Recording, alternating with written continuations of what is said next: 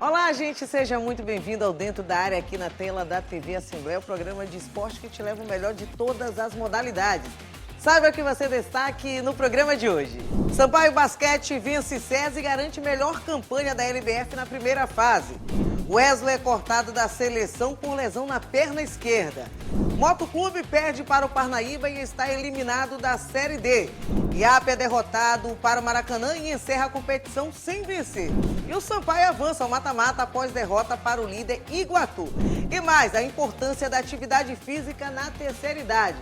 Tudo isso agora no Dentro da Área, que já está no ar.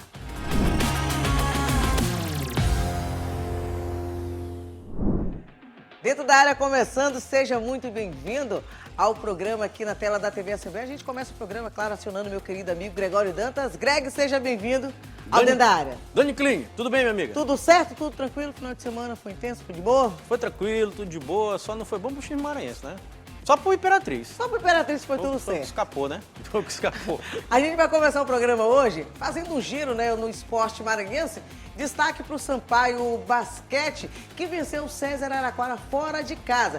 E também vamos falar do Wesley maranhense, que foi cortado da seleção brasileira. Acompanhe o giro da área.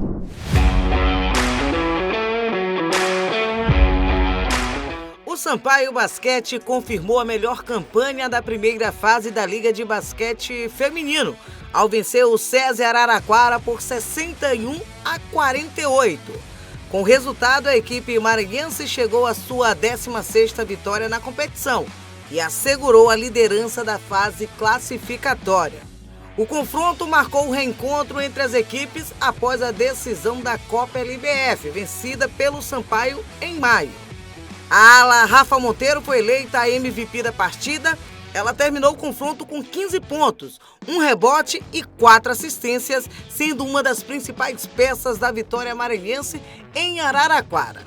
O futebol maranhense viveu nas últimas semanas uma mistura de orgulho e frustração. Convocado por Carlo Ancelotti para a Copa do Mundo de 2026, Wesley entrou para a história, ao se tornar o primeiro maranhense chamado para defender a seleção em um Mundial. Porém, às vésperas da estreia do Brasil na competição, o lateral direito foi cortado após sofrer uma lesão muscular na perna esquerda durante o amistoso contra o Egito. Para seu lugar, Carlo Ancelotti chamou o volante Ederson, do Atalanta, que chegou a ser convocado na primeira lista do técnico italiano em junho de 2025, mas não entrou em campo. Muito bem, giro da área, a gente tem 2 assuntos importantes, Greg. O Sampaio, a gente começa falando do Sampaio Basquete, venceu o SESI Araraquara, mais uma vitória, dessa vez a gente pode dizer seguida, né? Porque da última vez o Sampaio foi campeão diante do SESI Araraquara na LBF. E agora, pela série regulamentar, venceu mais uma vez o time maranhense. O que é bem legal, né? O que é bem legal. Rapaz, aí tem uma coisa que eu gosto é de ganhar desse SESI Araraquara aí. SESI. Eu gostei, me diverti bastante, Dani, fiquei feliz com a vitória do Sampaio diante desse time do SESI Araraquara, que é pedra no sapato, mas a gente já tirou essa pedra, jogou... Essa pedra tá, em 2026 está longe do Sampaio. Jogou lá no mar, ela tá bem longe, ó, foi embora com a maré, foi embora essa pedra SESI Araraquara. Certo, gente, seguinte, 61-48, fora de casa, lá em Araraquara, o Sampaio arrebentou. Tivemos aqui destaques, né, para Isa Sangalli, para Jelly Cherry e, claro, a Rafa Monteiro, que foi eleita MVP da partida, né? A melhor jogadora do jogo, a jogadora mais valiosa, né, dessa partida, a Rafa Monteiro. Sampaio arrebentou com o SESI Araraquara, uma distância bem considerável. Uma coisa que me chamou a atenção é que foi a menor pontuação do Sampaio na temporada. Bem interessante isso, né? É aquele jogo difícil que a gente sempre faz, bem truncado. Foi truncado, mas assim, o placar até que... Foi um pouquinho elástico, né, do que das últimas vezes. 61-48. O time do SESI também teve uma pontuação baixa, né, 48 pontos. O Sampaio teve uma pontuação baixa, mas ganhou, que é o que interessa ganhar. O Sampaio, nesse momento, chegou a... Cadê, Dani? Eu conferi aqui, rapaz. 16ª vitória. 16ª vitória em 17 jogos. De quebra, garantiu a primeira colocação, então já é o primeiro colocado. E, se eu não me engano, vai pegar o Marília, já tá certo. Né? Vai pegar o Marília, já tá certo, porque o Marília não tem mais chance, não tem mais jogo, pode ser mais ultrapassado e também não pode chegar na 7ª colocação, né? Então, teremos esse confronto aí interessante. Claro que o Sampaio com vantagem, né? O Sampaio com a vantagem de ter feito a melhor campanha. Então, o primeiro jogo fora e os 2 jogos, se tiver necessidade de um terceiro, aqui em São Luís. O segundo obrigatório, o terceiro, se acontecer, será aqui em São Luís e para o Sampaio é amplamente favorito. É. E, Greg, outro detalhe importante do giro da área que a gente trouxe foi o corte do maranhense Wesley na seleção brasileira. Aquele misto que a gente teve nos últimos dias, nas últimas semanas, de euforia e agora também de frustração, né, Greg? É. O Wesley acabando sendo cortado depois desse último amistoso antes da Copa do Mundo diante do Egito. Verdade, aqui é a nota triste, né? A nota triste da semana. Do programa, né? Do programa, da semana, né? É pesado, porque quando a gente vê um atleta que tem o seu corpo como instrumento de trabalho e aí não vai poder desempenhar o seu papel como profissional porque o corpo cedeu, né? E uma hora chega, a conta é paga. Eu estava até comentando com você nos bastidores, quem chega para jogar essa Copa do Mundo que é no meio do ano, que geralmente é só aquela passada que foi no final do ano. Quem está no calendário europeu está estourado. Está estourado, porque o cara chega no final de temporada, está estourado. Recentemente a gente teve a final da Champions League com 3 jogadores da seleção brasileira não podendo atuar no último amistoso, no penúltimo, no caso, contra o Panamá, sim, porque estavam jogando a Liga dos Campeões. Exato, não tinha nem acabado. Ainda não tinha nem acabado. Não tinha nem acabado a Liga dos Campeões. Então o Wesley chega sobrecarregado, fez uma temporada fantástica na Roma da Itália, merecidamente convocado para a seleção brasileira. E outra coisa, depois da contusão do Militão, era o titular da seleção e jogaria de titular a Copa do Mundo. E todo o lado esquerdo do lado direito da seleção brasileira não foi pra Copa. Tá todo mundo machucado. Todo mundo se machucou. O Estevão se machucou também, né? Não, que o ponto Estevão, direita, Militão. O ponta direita, o lateral direito titular e o reserva. Isso. Então, o Brasil perdeu o lado direito inteiro, né? Titular. Ainda perdeu o Rodrigo, né? Que também provavelmente seria titular também da seleção. Então, perdeu o Rodrigo. Então, o Brasil vai extremamente desfalcado para essa Copa do Mundo, né? Que não é legal, mas a gente põe fé no pé, né? Como diria o Roberto. Põe fé no pé e vamos acreditar, né? Vamos acreditar no professor Carlo Ancelotti, o Carleto, que é o maior técnico da história do futebol. Isso é bem, eu gosto de dizer isso. A seleção brasileira... A gente não tem qualquer técnico comandante. Ele é o maior técnico da história do futebol, é o Carlo Ancelotti, técnico da seleção brasileira. Tudo que disputou comandando, venceu. E de todos os países possíveis. Assim, as maiores ligas do mundo, as 5 maiores. Então, nós temos um técnico extremamente gabaritado, né? O Wesley foi cortado com apenas 22 anos, tem muitas Copas pela frente aí, a gente deseja, né? Pelo menos mais umas 3 Copas ele tem, vamos lá, 26, 30 e 34. Né? Porque 30 no mínimo. Tem? No mínimo umas 3 Copas pela frente aí, o Wesley vai ter. Então, desejo muita sorte, recuperação para o Wesley. É um momento difícil. Confesso que na hora que ele se machucou, até eu, uma lágrima desceu. Uma lágrima desceu. A gente até comentava aqui nos bastidores, né, Greg? Que a gente achou que seria uma pessoa ali da família. Quando a gente viu aquela cena, que a gente já sabia que aquilo ali seria sério e podia tirar o Wesley da Copa. Seria o primeiro maranhense, né, a defender a seleção brasileira em uma Copa do Mundo. Infelizmente, não teremos o Wesley e teremos o Ederson. Aí houve aquela polêmica, convocou o Ederson, que não é da posição e tal, né? Teve isso, não teve, Dani? Teve, sim. E o detalhe dessa convocação do Ederson, só uma história rápida, o Ederson não estava nem esperando a convocação. Tava não. Obviamente, ele estava no casamento, só pra ter noção. Casamento do Rômulo. Do Rômulo, lá né? do Tigres, né? Se eu não me engano, o volante, que era do Vasco e tal. Isso, do México. E aí ele recebe a ligação, ei... pode vir pra cá, tu tá convocado. O passaporte dele estava no Rio de Janeiro, aí ele pediu pros amigos irem lá no Rio de Janeiro, pegar na casa dele o passaporte para levar para São Paulo para organizar e hoje ele já está integrado com a seleção brasileira. E aí o Brasil convocou mais um meio-campo, né, no lugar de um lateral direito, e aí nós teremos na lateral direita o Danilo, né, que hoje é reserva do Flamengo. Que vai... e o Ibanes, né, que é zagueiro, que foi da base do Fluminense. Isso. E aí pode atuar também pela lateral direita. E também tem, Daniel, eu estava lembrando disso, Fabinho, que no Liverpool fez várias vezes lateral direito. Não.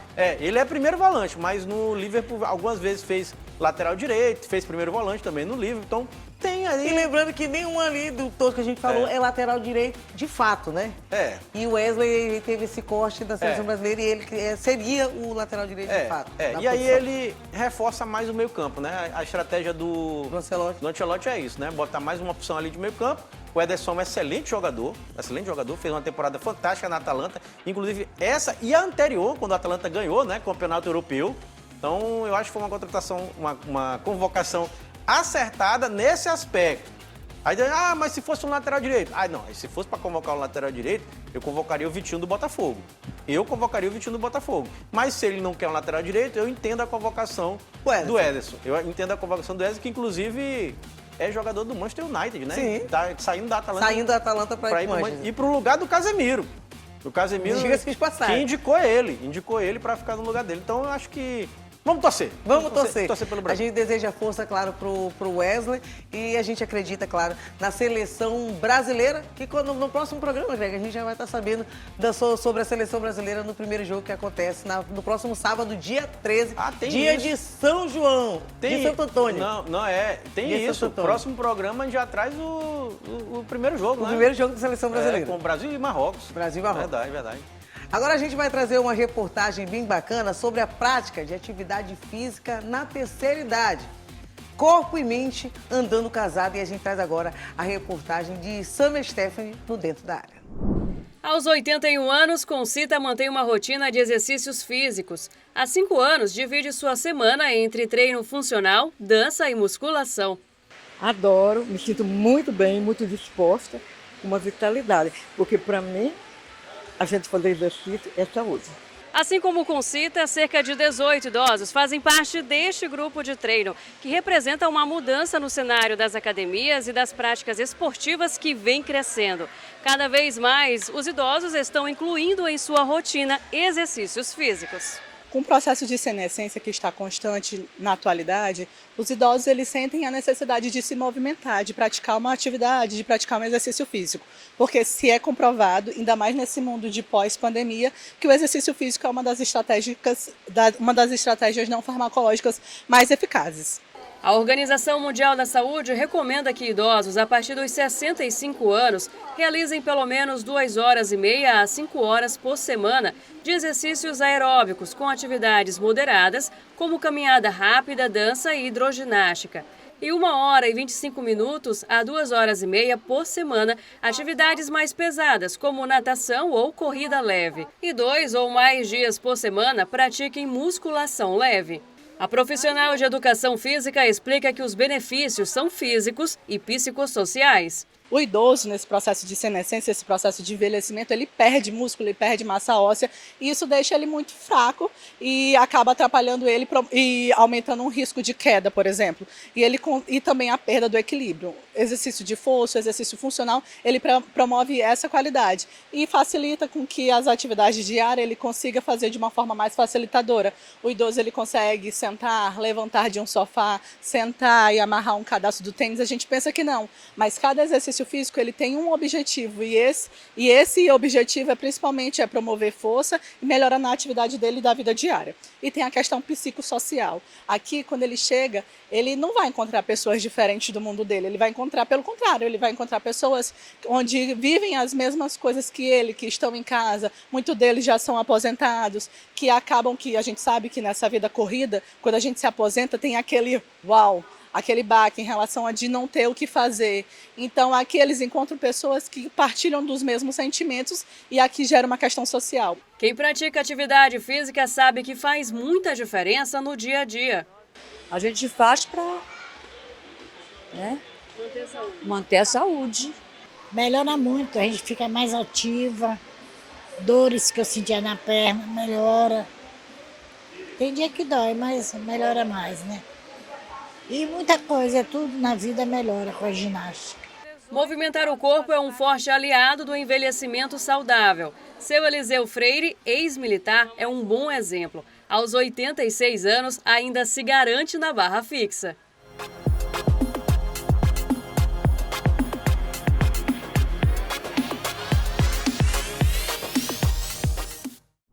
Bacana essa reportagem, Greg. Na terceira idade, A galera da terceira idade tudo praticando atividade física. E olha, isso é interessante, viu? Para a saúde e para a mente dessa galera, viu? Não, verdade, Dani. A gente sabe que a atividade física ela é muito...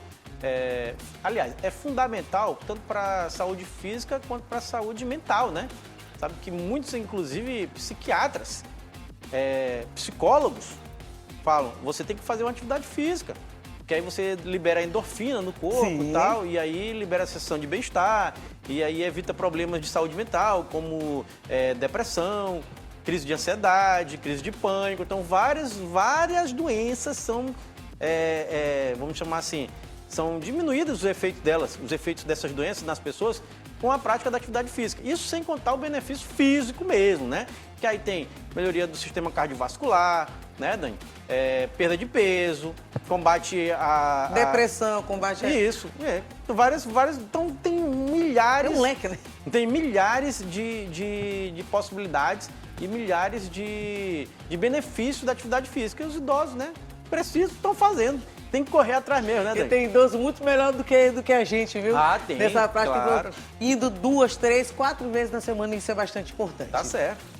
Agora a gente vai falar de álbum de Copa. Olha, gente, de um lado da mão tem um álbum de figurinhas da Copa do Mundo de 2026 e do outro lado a euforia, tanto da criançada quanto também dos adultos. E aqui em São Luís, essa febre já chegou aqui para os maranhenses. Acompanhe na reportagem de Larissa Madeira. A cada 4 anos, a tradição se renova e, neste ano, o álbum da Copa do Mundo já é considerado a maior edição da história. São mais seleções na disputa e quase 1.000 figurinhas. Em São Luís, este corredor de um shopping center tem ficado bastante movimentado nas últimas semanas. Se figurinha repetida não completa o álbum, aqui crianças, adultos e colecionadores profissionais tentam negociar trocas. Peguei hoje agora. Cada pacotinho custa em média R$ 7,00 com 7 figurinhas, muitas repetidas, onde a saída é a negociação. Virou quase uma espécie de bolsa de valores da Copa, com troca rápida, negociação difícil e aquela procura desesperada pela figurinha que insiste em não aparecer. É uma verdadeira febre. Dá uma ansiedade para poder conseguir completar, que você fica pensando, quando você vai completar, será que eu completo hoje? Assim, tu não consegue imaginar o dia que você vai conseguir completar o álbum. Em tempos de telas e conversas virtuais, esse momento ajuda na socialização. Muitos pais aproveitam para acompanhar os filhos na saga de completar o álbum e assim acabam colecionando boas memórias. Experiência. Levi foi o primeiro álbum, né, que ele me estimulou a comprar, né, e fazer esse momento aqui único. Quando eu passei aqui no shopping, né, eu achei muito interessante, né, todo mundo trocando, interagindo, né, pessoas que ele não conhecia e acaba estimulando sim, né, essa questão social, esse lado social. É muito legal o álbum de 2026, pena que não tem o Neymar. É uma verdadeira febre e também virou negócio. Este comerciante tem centenas de figurinhas à venda ou para troca. Em 2018 eu venho colecionando com ele os álbuns. Aí eu venho colecionando e as figurinhas que restam a gente vai trocando, a gente vai vendendo para poder completar o álbum. E depois que a gente completa o álbum, a gente fica aqui manuseando todo o tempo para poder a gente ficar se divertindo, criando mais amizades, fazendo a alegria dos meninos, porque a criançada quer completar o álbum. Então a gente tem as figurinhas que eles estão precisando, então a gente vai e vende. O Isaac também virou empresário do ramo. Ele já era colecionador e resolveu levar o hobby a sério. O Lelé, a gente já somos amigos desde 2018. A gente começou colecionando, trocando figurinha nesse álbum, né, na Copa 2018. 4 anos depois, a gente se encontrou novamente na Copa 2022 e em 2026 estamos aqui. 2030 novamente, vamos estar aqui novamente colecionando álbum de figurinha da Copa do Mundo. Quando você completa o álbum, é missão cumprida e não é fácil, não é nem um pouco fácil. Tem que trocar muita figurinha, tem que conversar muito, tem que interagir com várias pessoas. É muito gostoso, é muito bom colecionar. E você completar, então, é missão concluída com sucesso. Tem a turma que gosta de jogar o famoso bafo. Completar o álbum tem sido uma verdadeira saga. Mas quando aparece aquela figurinha rara... Sim, a primeira Legend que eu consegui, eu tava de boa abrindo bafo, abrindo cartinha na minha casa, até que meu pai me deu 10 pacotinhos. Eu fui abrir, acho que no 9º mais ou menos, veio o Luka Modric dourado. Muito, é tipo 900 pacotinhos, não sei, para vir uma dourada. Eu consegui no 13º assim. E agora ela tá onde? No cofre, estou guardando muito bem. Eu vou trocar agora com o meu amigo, pelo Cristiano Ronaldo de prata e o Messi de bronze. Entre trocas, negociações e muita expectativa, a corrida para completar o álbum segue movimentando crianças e adultos, porque mais do que colecionar figurinhas, a brincadeira também coleciona histórias, amizades e boas lembranças. Contagem regressiva para a Copa do Mundo, mas Greg, o que é febre também entre a criançada e os adultos é o álbum de figurinhas. Olha, eu tenho 2 crianças em casa, Greg, e assim que começou a venda do álbum, mãe, compra, eu quero brincar, eu quero poder colecionar. E eu também gosto, acabei entrando na febre também. Sem dúvida, né, Dani? A gente viu aí, né, é uma febre mesmo. Quem sair pelas ruas de São Luís, viu a galera tá dando... Os shoppings, tudinho, né? Shopping, bairro, né? As escolas, que muita gente não quer, mas estão lá, né? Jogando lá, os meninos jogando... Bafo! Aquela das antigas, eu sou das bafo, antigas, né? Jogando bafo, né? E aí tá todo mundo lá colecionando o álbum da Copa, trocando figurinha. É uma atividade bem legal, bem divertida. Rapaz, eu particularmente colecionei desde pequeno, Dani, álbum não só da Copa, mas os álbuns do Campeonato Brasileiro. E né? a gente tem essa falta hoje em dia, né, Greg? Todo ano tinha álbum do Campeonato Brasileiro, né? Que saía ali por volta de abril, Isso. né? Aí, abril, no começo maio. do Campeonato ali brasileiro, que começava em maio. Isso, abril, maio, saiu o álbum do Campeonato Brasileiro e a gente acompanhava o Campeonato Brasileiro também colecionando figurinha, trocando com os amigos, brincando de bafo, né? Como você está falando. E é bom, bem legal, bem saudável, até para esses meninos saírem de tela, rapaz. Não é tudo viciado em tela hoje em dia. E um detalhe importante sobre essa questão dessa febre, que acaba tirando a criançada de dentro de casa, de celular, de televisão, e faz que essa galera comece a interagir. Isso é bem bacana. Bem bacana, gostei. Gostei também. Agora a gente vai para um breve intervalo. Depois do intervalo a gente fala de futebol de Série D. O desempenho dos maranhenses, tivemos o Sampaio e Imperatriz classificado para a próxima fase da Série D. Infelizmente, o Motoclube de São Luís e o IAP deram adeus à competição. Daqui a pouco, depois do intervalo, os detalhes.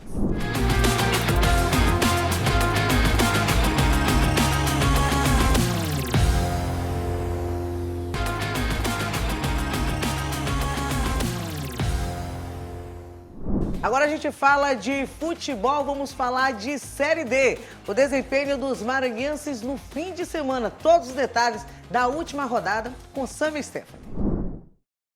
No último domingo, os destinos dos clubes maranhenses na fase de grupos da Série D do Campeonato Brasileiro foram selados. No Nhozinho Santos, o Sampaio Correia perdeu por 1-0 para o Iguatu, gol marcado pelo artilheiro Matheus Lima no segundo tempo. Apesar da derrota, a Bolívia termina a primeira fase na 4ª colocação, com 13 pontos, e passa para a segunda fase da Série D. O Motoclube perdeu por 1-0 fora de casa, jogando contra o Parnaíba no Piauí. Com esse resultado, a equipe piauiense foi classificada para o mata-mata da competição e o rubro-negro está fora desta temporada, voltando às partidas oficiais somente em 2027. O IAP também teve um fim trágico na Série D. No último domingo, perdeu por 2-0 contra o Maracanã do Ceará. As expectativas sobre o clube eram grandes, mas na Série D, de 10 partidas, não conseguiu vencer nenhuma. Teve apenas 4 empates e 6 derrotas. Mas além do Sampaio Correia, o Imperatriz conseguiu avançar na competição. Na última rodada da fase de grupos, o Cavalo de Aço enfrentou o Tunaluso e venceu de goleada, 4-0. 2 gols foram marcados por Ivan Fortuna e Luizinho e Wilson José também balançaram a rede adversária.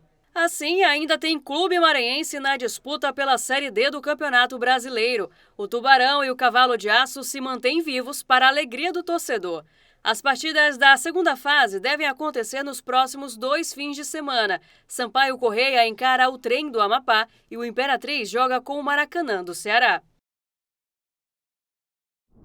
Muito bem, 10ª rodada, né? A gente trouxe os detalhes aí com a Sami aqui no Dentro da Área. Greg, tivemos 4 maranhenses na Série D, 2 avançaram e 2 ficaram no meio do caminho. Sim. O Imperatriz, o único no grupo A5, maranhense representante nesse grupo, avançou. No grupo A6, que era o número maior de maranhenses, apenas um passou, que foi o Sampaio Corrêa, Moto e IAP ficaram no meio do caminho. Aí tem muita coisa pra falar, né, Dani? Acho que eu vou começar do Imperatriz. Bora começar do Imperatriz, grupo A5. Que era do outro grupo, né? A gente tinha um grupo onde eram os times da capital, né? E um grupo onde o Imperatriz ficou isolado, né? No grupo A5, mas com as equipes do norte do país, né?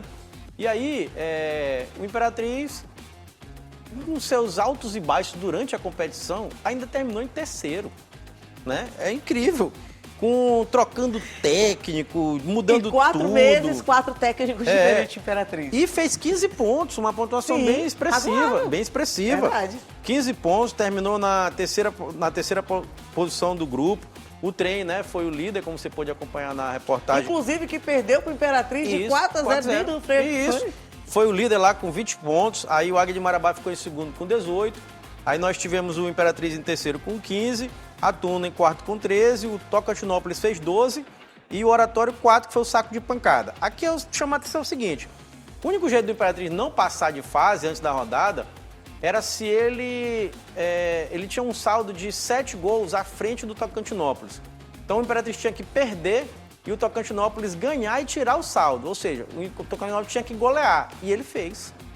Tocantinópolis. A gente dizia que seria 7-1 pro A gente dizia, olha, tem que ser uma tragédia muito grande pro Imperatriz não ir, perder de não sei quanto, parece que de 3-0 que a gente tinha que se perder de 3 e Tocantinópolis ganhar de 4. A partir de 4. Olha, aconteceu. Não, isso quer dizer. Aconteceu. E olha que o Imperatriz iria se meter se tivesse perdido. Isso, aconteceu. Então, até o empate classificaria o Imperatriz. Mas o Imperatriz não quis nem saber, 4-0 na Tuna Luz. Não quis nem saber. De quebra, passou a Tuna Luz na tabela de classificação, né? Passou a Tuna Luz da tabela de classificação, tendo na terceira posição. Eu estava vendo aqui, Dani, ainda tem grupo dentro dessa Série D que não terminou, que vai ter rodada no próximo domingo, dia 14. Isso significa que não teremos jogo no dia 14. Dia 14, ou seja, pelo menos dessa semana. Isso, dessa semana não teremos jogos da Série D do Campeonato Brasileiro, porque domingo, dia 14, por exemplo, estava pesquisando aqui, Grupo A1, ainda está faltando todos os times jogarem. Sim. Grupo A2, também tem jogo dia 14. Tem alguns grupos que tá com esse... Grupo A7 também tem jogo dia 13. Meu Deus. 13 e 4 horas da tarde. É antes do Jogo do Brasil. 13 e 4 horas da tarde. Tá aí, teremos Ferroviário e Fluminense do Piauí, Altos do Piauí e Atlético. E tem um nome aqui. E Piauí e Tiradentes. Inacreditável. Não foram convocados, então vão ter que jogar, né?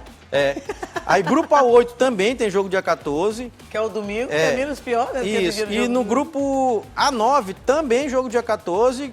Não, tá faltando muito. No grupo os últimos A10 grupos também, no grupo A11. Então o nosso grupo e o grupo do Imperatriz... Já finalizou esses primeiros grupos. Tirando o A1. O A1 não acabou, não. O A1 não acabou, não. Não, no fim de semana. Na verdade, nem o A1 nem o A2. Rapaz, olha aqui, um negócio aqui interessante. Só acabou o A3, o A4... O A5 é do Imperatriz. O A5 e o A6. E o A6. E o A6 que é dos times maranhenses, Moto e Só esse. Então é o seguinte, o que quer dizer? Não vai ter jogo agora. Não vai ter jogo agora. Porque ainda não tá tudo. Não vai ter jogo agora final de semana, né? Não vai ter jogo agora final de semana. Voltando pro Imperatriz, o Imperatriz fez seu papel, goleou a Tuna Luz, não quis saber do Tocantinópolis, se classificou para a próxima etapa. Lembrando que a próxima etapa da Série D é uma etapa extremamente decisiva. O Imperatriz precisa passar desse primeiro mata-mata para garantir o calendário do ano que vem. Se não passar, não tem calendário para o ano que vem, só tem o Campeonato Maranhense. Então é muito importante a classificação do Imperatriz nesse primeiro mata-mata, assim como também é a do Sampaio, que a gente vai falar já já, né? Mas a do Imperatriz é fundamental. E Dani Kline, para mim, vai pegar uma pedreira gigantesca. Em Maracanãú, o segundo jogo. O primeiro jogando foi da Badia. Me atrevo a dizer que nesse grupo do Sampaio, nós tínhamos 2 times, Iguatu e Maracanã, que sobraram, né? Os dois sobraram no grupo. Ficaram distantes. E o Maracanã talvez seja melhor que o Iguatu. Dentro de campo, pelo que eu vi dentro de campo, talvez seja melhor que o Iguatu. O Iguatu teve uma vantagem contra o Sampaio. O Iguatu não perdeu jogo nenhum. Não perdeu jogo nenhum. Mas o Iguatu também teve uma vantagem contra o Sampaio. Por exemplo, o primeiro jogo foi lá, foi 0-0. O Sampaio poderia até ter ganhado aquele jogo. E esse jogo aqui, que o Sampaio perdeu... Que é um jogo horrível, inclusive. É horrível. Mas assim, o Iguatu teve uma vantagem bem grande, que o Sampaio passou um tempo inteiro com o jogador a menos. Sim. Né? Então... Poderia ter sido mais efetivo. Eu acredito que o Maracanã é mais time que o Iguatu. E se o jogo entre eles, o Maracanã ganhou, acho que os 2 jogos. Foi. Mas assim, o que eu tô... empatou, que o Iguatu não perdeu nenhuma, na verdade. O que é que eu tô querendo dizer aqui? É o seguinte, é que o Imperatriz pegou em fio pelado. Pegou em fio pelado e vai decidir fora de casa, decide lá em Maracanaú. Então, muito complicado esse confronto da equipe do Imperatriz diante da equipe do Maracanã. Para mim, tem que fazer um resultado, não é uma simples vitória em casa não, viu? Tem que fazer um resultado em casa, para depender de classificação, até de alguma forma elástico. Para poder com 2 ou mais gols de diferença. Porque Concordo. se o Imperatriz, por exemplo, ganhar de 1-0 ou empatar, para mim já era. O Maracanã vai se classificar para a próxima fase, que é trágico para o futebol maranhense. Trágico para o futebol maranhense. Para a gente tentar a garantia de uma Série D, porque apenas o IAP está garantido na Série D do próximo ano entre esses times. A gente estava até conversando nos bastidores sobre isso. Porque é campeão maranhense esse ano. A gente estava até conversando nos bastidores sobre isso, eu e a Dani. A gente tem que fazer uma pesquisa aí, né? Até uma consulta junto à CBF. Por quê? Com o andar da carruagem da Série D do Campeonato Brasileiro, nós tivemos o Sampaio classificado e o Imperatriz classificado. Trazendo para o Campeonato Maranhense, o campeão é o IAP, está garantido na Série D do ano que vem. O vice é o MAC, que está na Série C e que não vai cair. O MAC não vai cair, então ele vai ficar na Série C ou subir, certo? O MAC fica na Série C ou sobe. Ele não vem para D. Ele não vem para D. E aí tem as vagas do Maranhão na Série D, que são 3. Esse ano foi 4 porque o Sampaio caiu. O Sampaio caiu, justamente. Exato. E o MAC acabou ascendendo. Exatamente. Então são 3. Aí como é que fica? Não sei. Porque aí tem o terceiro colocado foi o Sampaio. Então o Sampaio já teria uma vaga automática. Se passar... Não. Se não passar pelo Campeonato Maranhense, a indicação do Campeonato Maranhense. Terceiro. É o Sampaio. Verdade. A indicação do Campeonato Maranhense seria IAP e Sampaio. Né? E aí teria um terceiro time. Quem seria esse terceiro time? Moto. É o Moto Clube? Que terminou em 4º. Que ainda não é nada carimbado. A gente tá aqui especulando de como seria. Isso, a gente tem que fazer uma consulta. Dizer que a gente vai fazer uma consulta pública à CBF, ao Sami, né? Sami Chaúde. Perguntar, e aí, Sami, como é que fica esse negócio aqui do Maranhão aí? Porque tá complexo. Tá complexo de entender. E lembrando que o Moto Clube conseguiu a última vaga dos 96 times da Série D no começo de janeiro desse ano. Isso. Para esse ano, torcendo pelo Marcílio Dias, torcendo lá pelo futebol lá do Sul. Caxias, né? Do Caxias do Sul. Ou seja, não foi nem definido dele que o Moto chegou à Série D. Não. E outra coisa, Dani, pode ser que seja positivo para o Moto o Sampaio subir. Porque abriria uma vaga. Abre uma vaga que é justamente a vaga do terceiro colocado que subiria o Moto. O Moto, exato. Então o torcedor do Moto pode torcer ainda pelo Sampaio. O Sampaio conseguindo um acesso, lembrando que sobem 6 esse ano, né? O Sampaio conseguindo um acesso, a vaga é do Moto. Sim. A vaga que vai ser indicada pelo Campeonato Maranhense, né? Que a IAP é a primeira vaga, a segunda seria a do Moto. Então isso aí eu sei. O Sampaio subindo, o Moto herdar a vaga. Agora, as outras coisas a gente tem que fazer consulta pública aí. Eu sei o seguinte, que se o Imperatriz subir, também não interfere na situação do Moto, porque o Imperatriz terminou em antepenúltimo no Campeonato Maranhense. Então ele não interfere. Não tem nem... Não quase interfere. caiu, vou pra segunda. Isso não interfere na situação do Moto. Agora o Sampaio não, porque o Sampaio terminou em terceiro e o Moto em 4º. Então, automaticamente, o Moto herdaria essa vaga. A gente está falando disso tudinho aqui para explicar que o Imperatriz foi bem, goleou, passou, vai ter uma pedreira pela frente, que é a equipe do Maracanã. E o Sampaio perdeu, né? O Sampaio perdeu em casa do Iguatu, teve, claro, um jogo horrível também. Eu estava pensando qual foi o pior jogo. Se foi Parnaíba e Moto ou Sampaio e Iguatu. Eu achei difícil, porque eu assisti os dois. Eu assisti os dois ao mesmo tempo. A gente fica acompanhando. Eu assisti os dois e eu fiquei pensando, qual é o pior jogo, gente? Qual é o pior jogo? Jogo terrível. O jogo do Sampaio e Iguatu teve uma coisa que foi muito prejudicada, que foi justamente a expulsão do Adriano. Então prejudicou o Sampaio. A questão também que os dois já não ia interferir mais em nada. Não, interferia sim, porque o Iguatu, se não ganhasse, ele não seria o primeiro. Não seria o primeiro, o Maracanã seria o primeiro. O Maracanã seria o primeiro, ele precisava ganhar para ficar em primeiro, né? E o Sampaio, se ganhasse da equipe do Iguatu, e aí um milagre... Eu acho que o jogo do Moto foi pior pelo fato do Moto precisar do resultado, ir buscar o resultado e não fazer o seu papel, nem chegar perto. Talvez... Levar um gol de escanteio que era a favor do Motoclube num contra-ataque, não existe. Mas também foi um belo contra-ataque, né? Não, foi fatal. Foi um belo contra-ataque da equipe do Parnaíba, mas é verdade. Até porque o Sampaio não estava 100% com os titulares. Ou seja, eu acho que o jogo do Moto foi pior, sim, pela... Eu acho que o do Moto talvez eu crave como pior, pelo fato do primeiro fato que você falou, né? Que as duas equipes já estavam classificadas, né? Esse outro não, era um mata-mata. Era um mata-mata. E também pelo fato de que o Sampaio saiu muito prejudicado com a expulsão. Então, automaticamente tu vai jogar pior, tu tá com um jogador a menos. Então, realmente, eu concordo com você, Parnaíba e Moto foi o pior jogo que eu assisti no ano. Foi o pior jogo que eu assisti no ano. Coitada da bola. Sofrível. A bola, recuperando a bola. E assim, a gente tem que enaltecer o Zé Augusto, né? Ele conseguiu classificar... E todos os tabus do Parnaíba foi quebrado. Ele não ganhava 500 anos, ganhou fora de casa. Não ganhava 500 anos, ganhou. Tudo isso na Série D. Classificou o Parnaíba para a próxima fase, né? Um time que caiu para a segunda divisão do estadual. Do Piauiense, exato. E classificou, incrivelmente, na 3ª posição. Olha só. Na 3ª posição. E podia ter ainda até um pouquinho mais. Inimaginável. Não, isso é inimaginável. A gente pensava assim, não, o Parnaíba vai ser o saco de pancada do grupo antes de começar. A gente dizia que seria ali e aí não. Ficar na lanterna. Era isso que a especulação era essa. E aí não, ele ficou em 3º. Zé Augusto, parabéns aí pela classificação da equipe do Parnaíba para a próxima fase. Aí tem, né, Dani? Augusto Freitas. Mudou o nome, né? Aí tem os cruzamentos, né? Nós teremos um jogo Sampaio e Trem, né? O Trem foi o líder do grupo do Imperatriz e o Sampaio, sendo que a decisão é lá em Macapá. Os dois maranhenses vão decidir fora de casa. Vão decidir fora de casa. A decisão é lá em Macapá.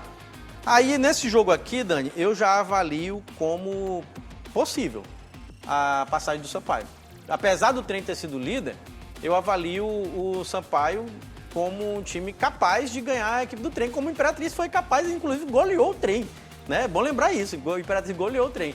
Agora, é um jogo, para mim, mais acessível. É uma passagem de fase mais acessível para o Sampaio do que é para a equipe do Imperatriz, a minha avaliação a respeito desse confronto aqui. Aí tem os outros confrontos aqui também, né, Dani? Nós teremos, por exemplo, Iguatu e Tunaluso. Iguatu, para mim, é muito favorito contra Tunaluso. Também acho. Né?